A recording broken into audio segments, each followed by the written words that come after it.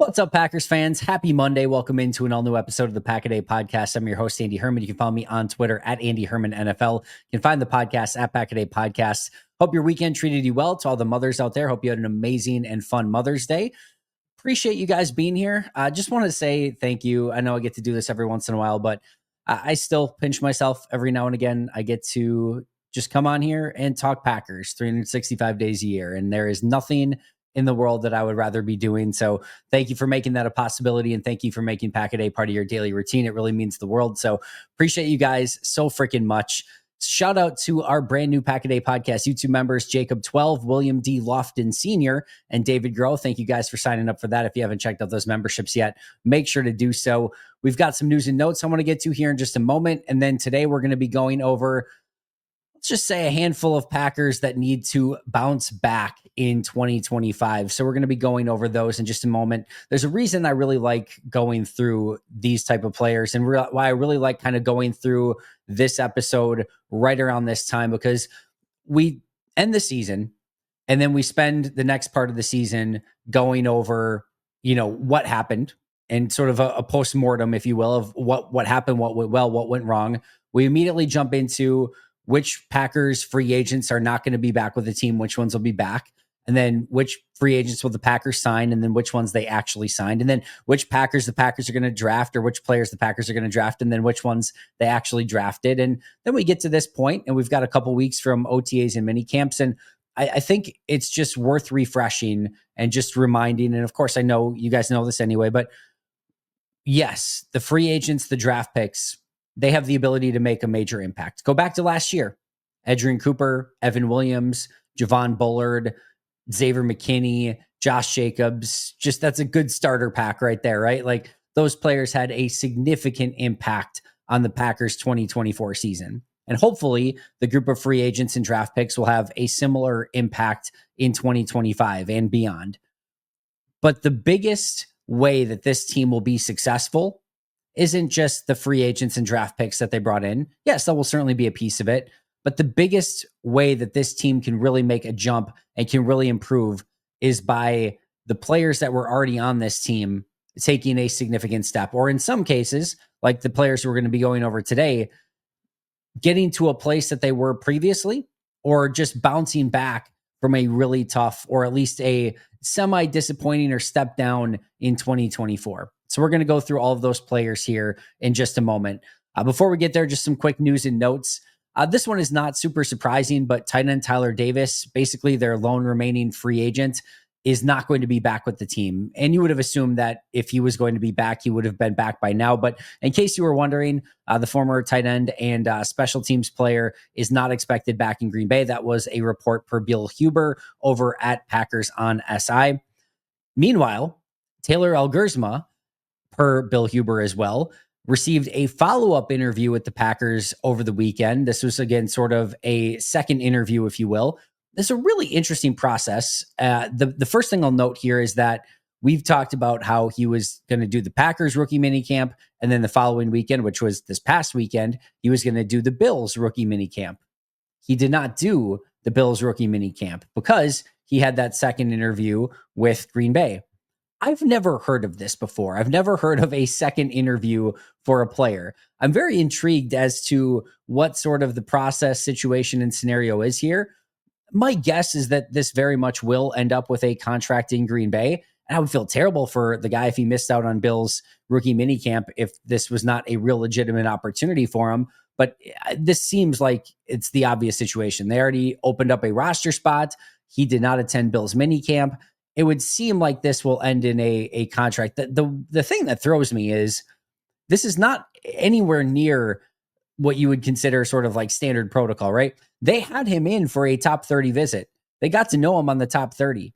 Then you would think if you spent a top 30 visit on him, right, and you still don't have a number 4 quarterback, you would have expected that you probably liked him enough to just sign him to an undrafted free agent deal, but they didn't. But they were able to get him in on a top 30 visit. On a rookie minicamp tryout, I should say.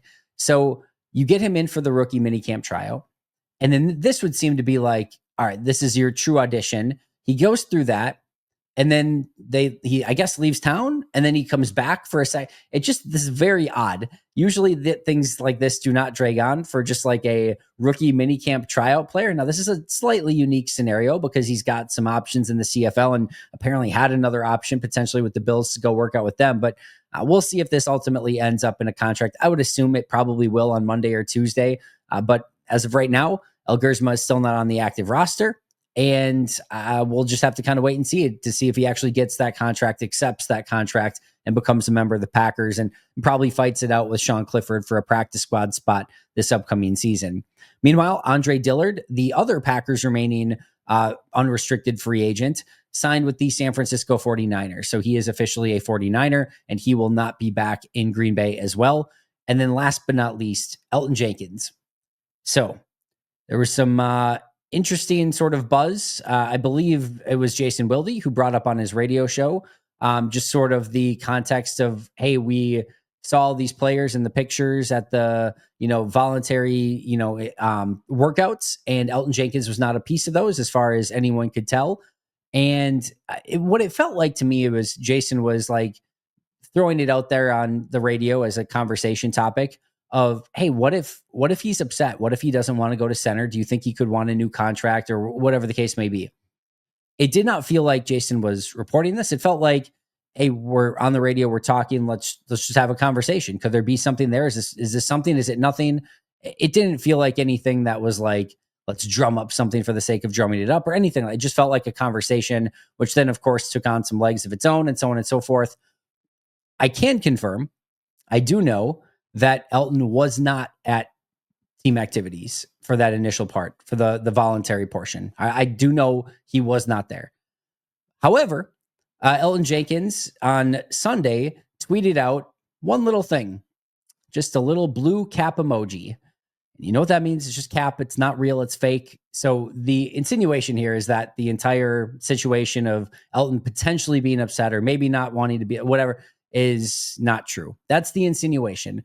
Again, if we find out something that there is something to talk about here, we will talk about it. And until there is something to talk about, it seems like there's nothing to talk about at this time. So until that changes, we'll leave it as is. And if we find out Jenkins is upset or he's holding in or holding out or whatever that might be, we'll definitely break it down. But as of now, it seems like there's probably not a whole ton there.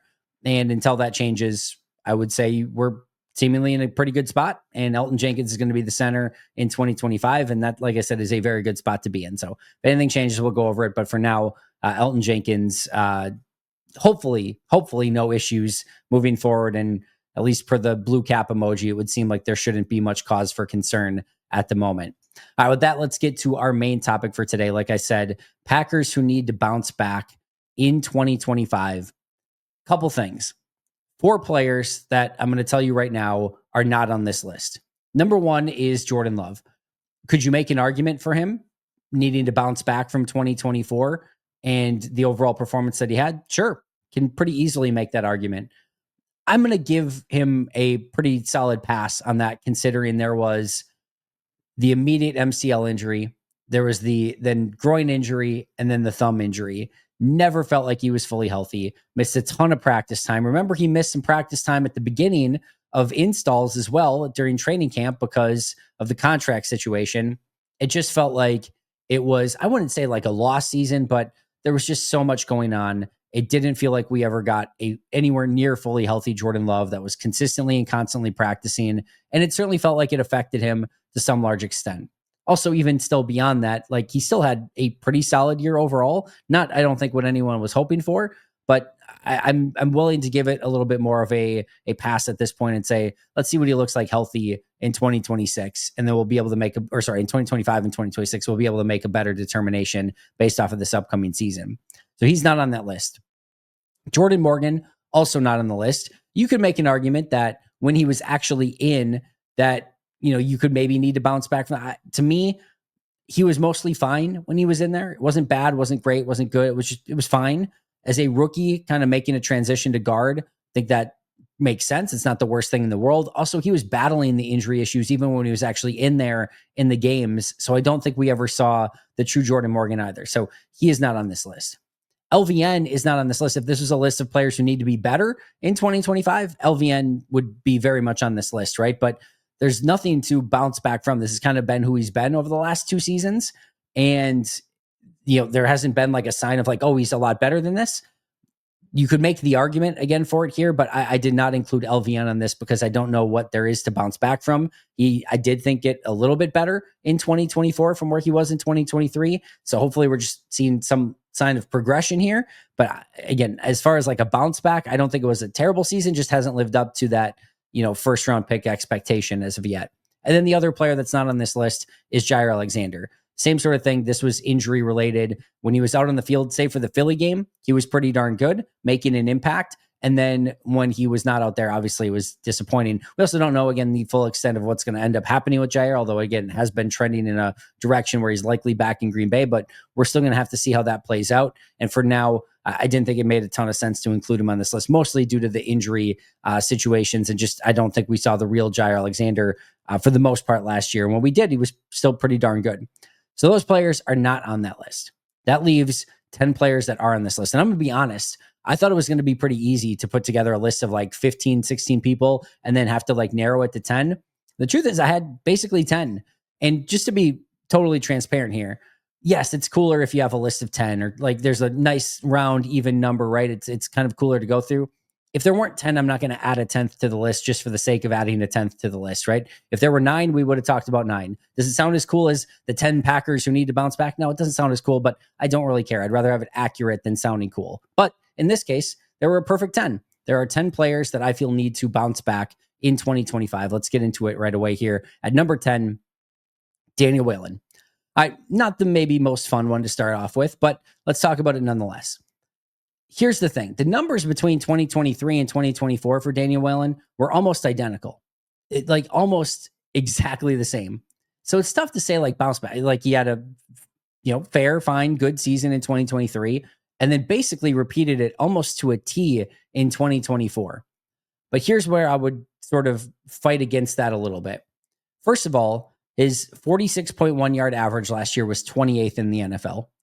His 22 punts inside the 20 was 21st in the NFL, and his 40.2 net punting average was tied for 26th in the NFL.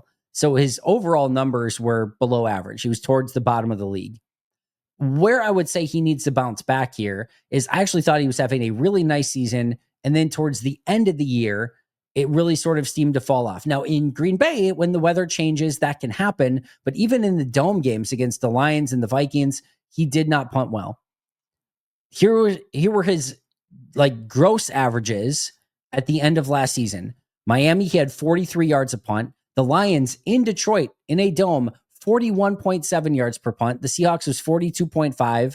The Saints was good, 46.5. Then the Vikings was 42.3 and the Bears was 44.3. All right, so a lot of below average. Now remember, 46.1 yards was his average punt on the season, and that was good for 28th. And the Dolphins game, the Lions game, the Seahawks game, the Vikings game, and the Bears game were all well underneath that.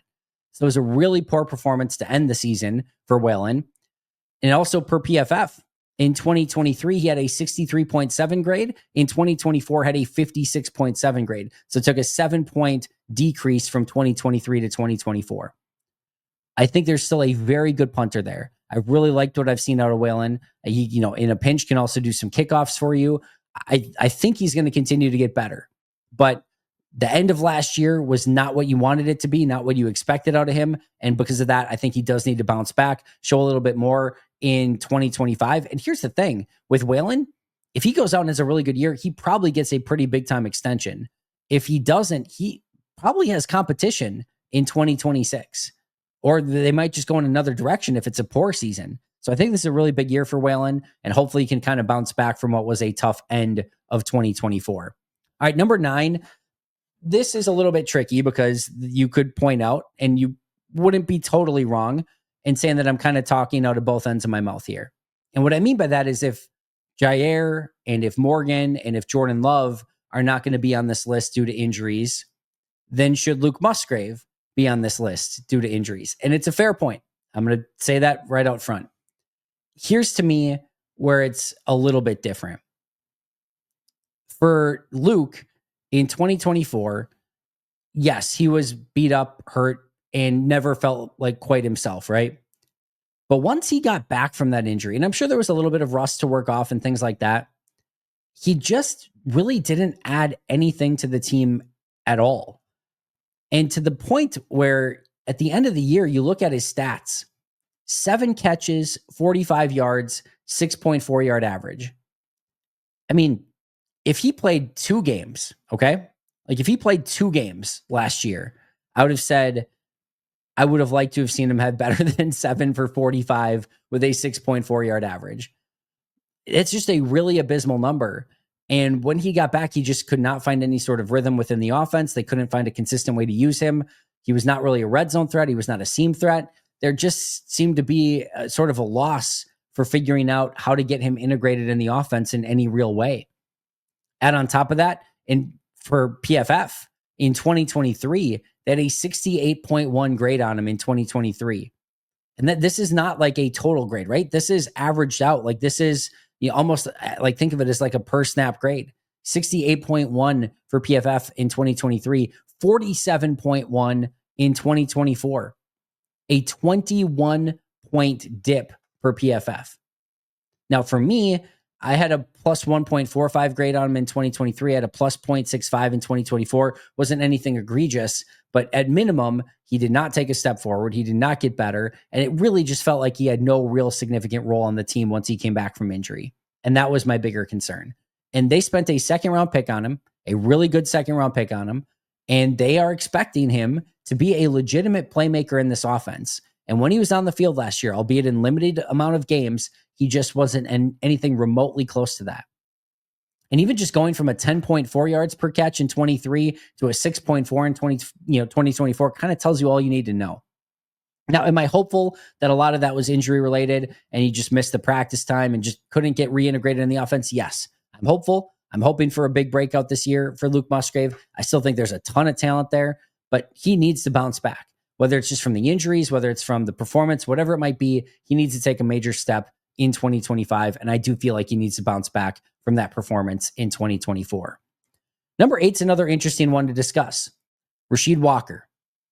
We'll start with some simple stuff. All right. From a PFF standpoint, in 2023, he had a 66.3 grade. In 2024, had a 68.7 grade. So he actually got 2.4 points better for PFF. Now, for my grades, he also got better, which is an interesting juxtaposition, like just an interesting, like sort of thought process here. In 2023, had a negative 2.3 grade. In 2024, had a negative 1.6 grade. So his grade got better per PFF. His grade got better per me. All right. So what is he bouncing back from?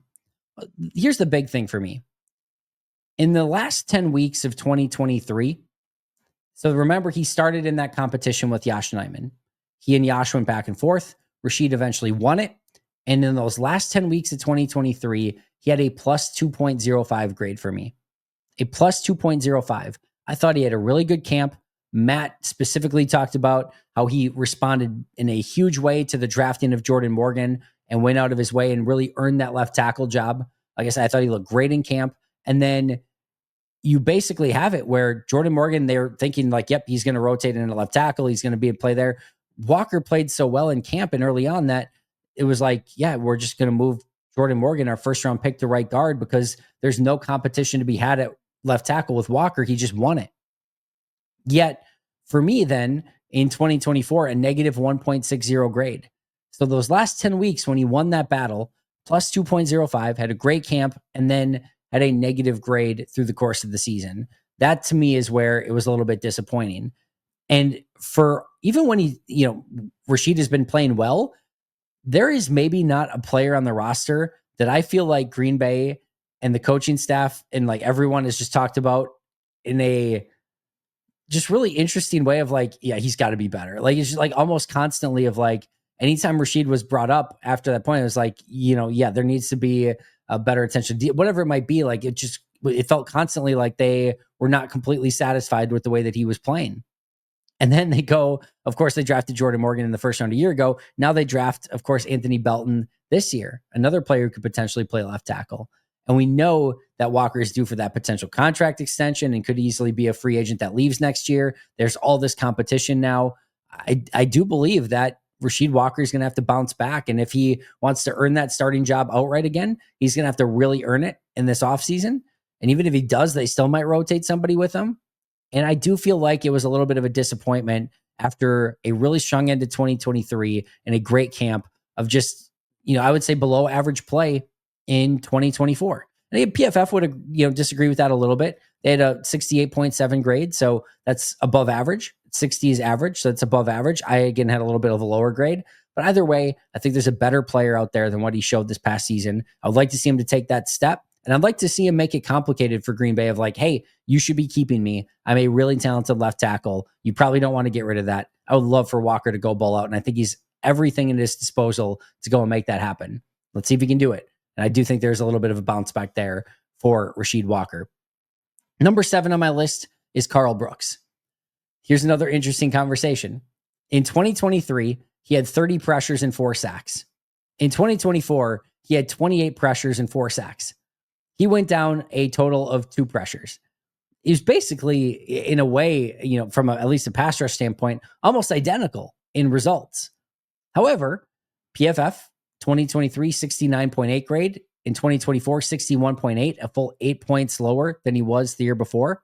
For me, it wasn't too much different. I had a plus 1.0 grade in 2023, a plus 0.75 grade in 2024. But here's how I would define it for Karl Brooks. His run defense was worse. He not only did not take a step as a run defender, he actually got worse at it. And that made him pretty much unplayable on any sort of rundowns, and then only available on passing downs. But he didn't take, at minimum, he did not take a step as a pass rush either. He was kind of just the same guy. So you had a player that you were hoping was going to take another step as a pass rusher. He didn't. And then you were hoping would at least be okay as a run defender. He wasn't. So I do think there is the possibility for Karl Brooks to play better football. And I even think that he was better in 2023 than he was in 2024. Maybe not by a ton, but as a rookie, came in, I thought played pretty well. And then sort of the bar was set. And then in 2024, you're hoping he's going to come in year 2 and take a step forward. And it just didn't happen. In fact, it felt like a little bit of a step back. So that's where I want to see him take that next step, improve, and actually bounce back from what was I would say, fairly nondescript 2024 for Karl Brooks, and certainly not what I think a lot of people were expecting out of him in year 2. Next up, number 6 is Kingsley Enagbare. It's another fun conversation here. In 2023, he had 27 pressures and 2 sacks. In 2024, 1 less pressure, had 26 pressures, but had 5 sacks out of it. But there was more to the story.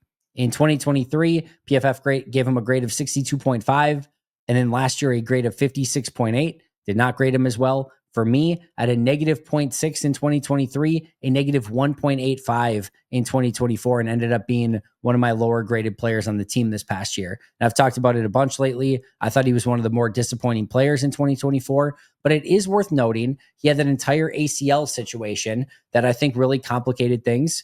And then I don't know if that hurt his sort of off season and how he was preparing. And then I don't know how much it was affecting him through the course of the year. Remember, people thought he tore his ACL. That was like the report. And then it felt like he was going to miss a big chunk of 2024. And then all of a sudden, they're like, actually, he didn't tear his ACL. And everyone was like, wait, what? And then he played. And he was like at mini camps and OTAs ready to go right away. So it was really stunning. And I don't know how much that affected him through the course of the year, but it definitely felt like he wasn't quite the same.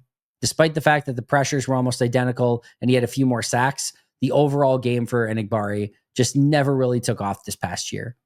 And it always felt like he was a little bit of a net negative out on the field. I still think there's a very good player there, and I'm very hopeful that it was just a little bit more injury related, but we have no proof of that.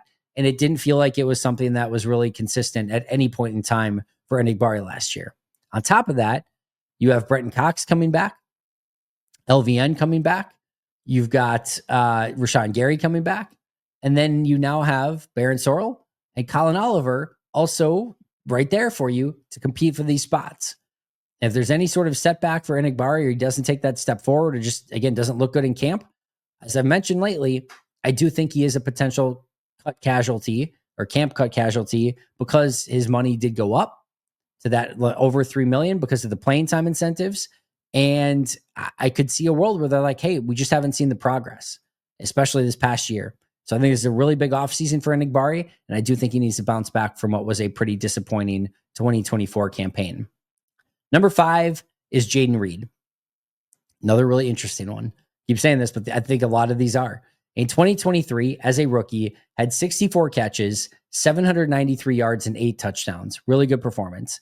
In 2024, he only had 55 catches, 9 fewer, but 857 yards, 64 more yards than he had in 2023. Had 6 touchdowns instead of 8, a little bit less, but nothing egregious, right? Then in 2023 per PFF had a 73.3 grade, a 71.7 this past year. So just a little bit down, 1.6. And then per me on the season, actually, I had a plus 5.45 grade on him in 2023 and a plus 8.75 on him in 2024. But there's more to the story. In 2023, he had 3 drops as a rookie. In 2024 for PFF, he had 10 drops. The drops went up significantly. Here's the bigger thing to me. In his final 9 games of the season last year, including the postseason, final 9 games, he had 23 catches for 283 yards and 3 touchdowns. That is an average of 2.5 catches for 31 yards per game over his final 9 games and a touchdown every 3 games, basically. Here were his stat lines from the final stretch of the season. 2 catches, 23 yards and a touchdown. 3 catches, 26 yards. 3 catches, 24 yards and 2 touchdowns. 0 catches, 0 yards. 5 catches, 34 yards. 3 catches, 76 yards. 1 catch, 6 yards. 2 catches, 48 yards. 4 catches, 46 yards. He had 1 game over 50 yards, the 3 catch, 76 yard performance. In his last 1, 2, 3, 4, 5, 6 games, he did not have a touchdown catch in any of those games. He had 2 performances under 10 yards. Like, it was like he hit a wall. It was really unfathomable to what happened to Jayden Reed this past year. I thought at the beginning of the year, he looked fantastic. In fact, the majority of his work was done really in like the first 7-8 weeks of the season, and then just wasn't able to carry it over into the second half. So you had this rookie who was really good. Then the first part of his second year, he's like, oh my goodness, he's taking a step. And then just boom, hit a wall. Don't know if it was injury related, not exactly sure what it was, but he really struggled in the second half of last season. And that's where he needs to bounce back. The drops need to get in check, and he needs to be an impact player week in and week out because he's capable of doing it. We've seen it. I want to see that be a little bit different in 2025. And it's not so much like the player himself or like the stats on the season are pretty identical, but we certainly didn't take a step, or we didn't see him take a step. And I wholeheartedly believe that there is a better level to Jayden Reed than what we saw this past year. And I would love to see him bounce back and be that player that I think we all expect that he can be in 2025 and beyond. Number 4, another wide receiver, Romeo Doubs. 2023 had 59 catches, 674 yards, and 8 touchdowns. Then in 2024 had 46 catches, 601 yards, and 4 touchdowns. So 13 fewer receptions, 4 fewer touchdowns, 73 fewer yards. In 2023 per PFF had a 73.6 grade. This last year, 69.7, almost down 4 full points. In 2023 for me had a plus 6.55 grade. In 2024, plus 3.55. Went down 3 full points. It's a pretty significant decrease. He also was, of course, suspended for a game for conduct detrimental to the team, where they literally had to suspend him because he was unhappy and did not show it in the right way. There's a pretty significant difference for Romeo Doubs in his overall performance from 2023 to 2024, in a year where, again, you were really hoping he was going to take that step and really be one of the leaders in the wide receiver room. And instead of being a leader, he was literally detrimental to it at one point. So much so that they suspended him for a game. Now, per Matt LaFleur, well, I should say per Peter Schrager, per Matt LaFleur, they said they're very happy with Romeo. They're very happy with him in the receiver room, that he kind of bounced back from that issue at the end of last year. So that's a great sign. Hopefully it's a non-issue moving forward. But no question about it, it was not the 2024 that I think anyone was hoping for or expecting out of Romeo. He's going to get, as of now, unless something changes, unless there's a trade or something, he's going to get another real shot to be one of the top guys in this offense. And I think he has every right to bounce back and be a Big Ten player, especially in a contract year. So it'll definitely be worth keeping an eye on for Romeo. Number 3, Rashawn Gary. In 2023, coming off of that torn ACL, had 66 pressures and 10 sacks. In 2024, 49 pressures and 9 sacks. Again, these are per PFF. Only one fewer sack, which is fine. It's not a big deal, but 17 fewer pressures. That's a big deal. PFF went from a 79.0 grade in 2023 to a 73.0 grade in 2024, down 6 full points. I had a plus 3.10 grade on him in 2023. I had a plus 2.10 grade on him in 2024. I'm going to actually pause on Rashawn Gary for just a moment because we're going to come back to him on another part of this discussion on number 1 in just a moment. So just remember those numbers for Gary, and I'm going to kind of put it together here in just a moment for you. But before we get to that, number 2 on the list is Dontavian Wicks. Here's the crazy thing for Wicks. In 2023, Wicks had 39 catches and 4 touchdowns.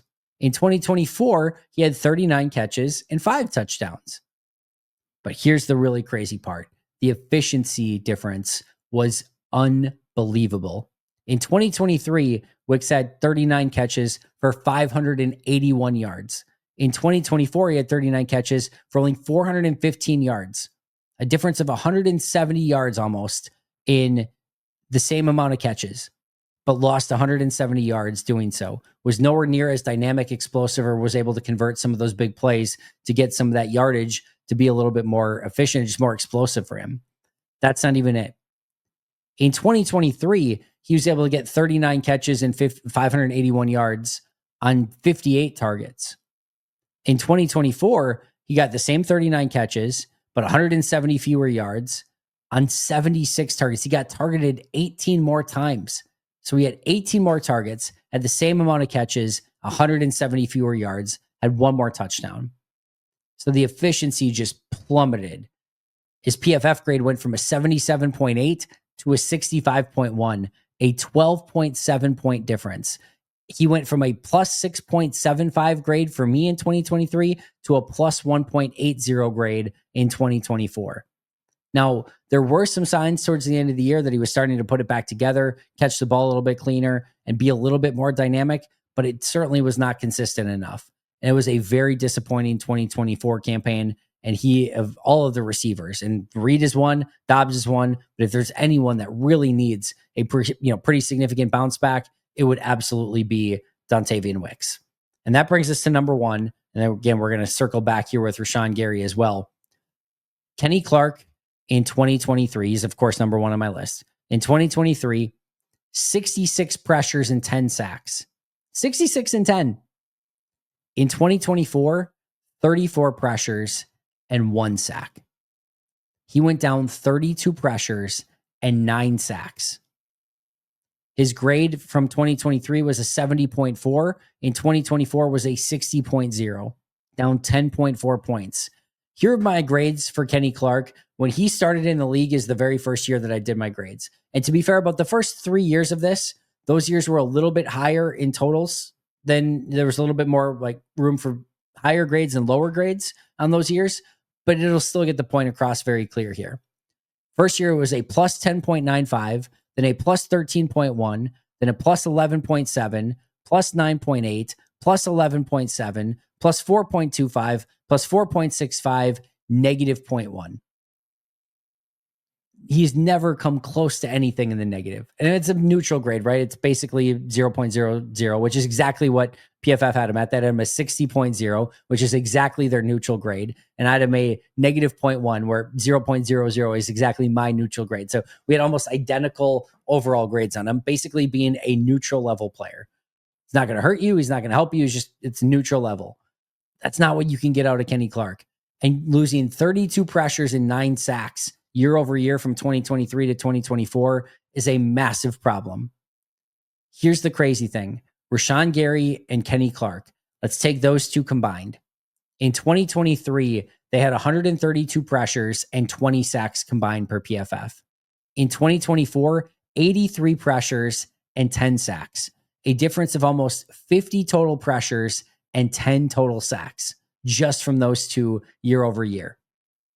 Would I love if Kenny Clark and Rashawn Gary went out and had ended up in first team All-Pro status this year? Yeah, that'd be awesome. That'd be really good stuff. I'm not expecting that, first of all. Number 2, Green Bay doesn't need necessarily that. They don't need to be first team All-Pros or anything like that. if all of a sudden they just play like they did in 2023, 2 years ago, I'm not talking even prime Kenny Clark. I'm not even talking pre-ACL Rashawn Gary. I'm just talking about what they did in 2023, less than 2 years ago at this point. And instead of 83 pressures and 10 sacks, you get 132 pressures and 20 sacks. It is a game changer. Both of them took a dip. In Kenny's case, a pretty significant dip in 2024. I just want to see them get back to where they were prior to that dip. And of course, they switched defenses. And the thing with Kenny is, you might say, well, yeah, but his run defense per PFF went from a 61.4 in 2023 to a 58.4 in 2024. I will say I thought Rashawn Gary's run defense was much better. But for both of them combined, the overall pressure percentage, the overall wins, the sacks, everything went down significantly. If those two can just get back to where they were, and I know, again, they changed over defenses this past year, but in year 2 of Jeff Hafley, maybe understanding a little bit better, knowing the expectations, knowing what they need to do, if they can do that, this defense will take a huge step. And hopefully their new defensive line coach, DeMarcus Covington, will be able to get the most out of them, because that is one of the biggest areas where this team could take a significant jump, is if just Rashawn Gary and Kenny Clark played at the same level they did in 2023. And those weren't even epic years for either player, but they were much better than what we saw in 2024. So those are my 10. The 10 players that need to bounce back to really get this team where it needs to be. Daniel Whalen, number 10. Luke Musgrave, number 9. Rasheed Walker, number 8. Carl Brooks, number 7. Kingsley Enagbare, number 6. Jaden Reed, number 5. Romeo Dobbs, number 4. Rashawn Gary, number 3. Dontavian Wicks, number 2. And Kenny Clark, number 1. Appreciate you guys joining me. I'll be right back here tomorrow. Should be with Justice Mosqueda, so keep an eye out for that. If you have questions that you'd like to see me go over with Justice, hit me up in the chat today and be happy to see if we can get some of those questions over to him. But for now, that's going to do it. Again, thank you so much for all your time. Thanks for all the support. Like I said, hopefully be back with Justice tomorrow. Shout out to our All-Pro and Hall of Fame members, Most Hated Minnesotan, PJ Wynn, John Wild, Brandon Paletta, Boom Handle, Donald Lee, Lori Lord, Baby QB, David McCluskey, Donald Decker, Alex Huang, Peter Ritaka, Jay Zimmerman, B. Brown, Puerto Rican Packer, Dan Gassford, Dylan Patscott, SoCal Pack, Chris Rager, Izzy Roberts, Ian Ewing, Jake Koner, Carlo Delgado, Whaley Winkle, Single, Jen Wright, Ian Hewell, and Matt Geiger. See you guys tomorrow, but until next time, and as always, go Pack Go.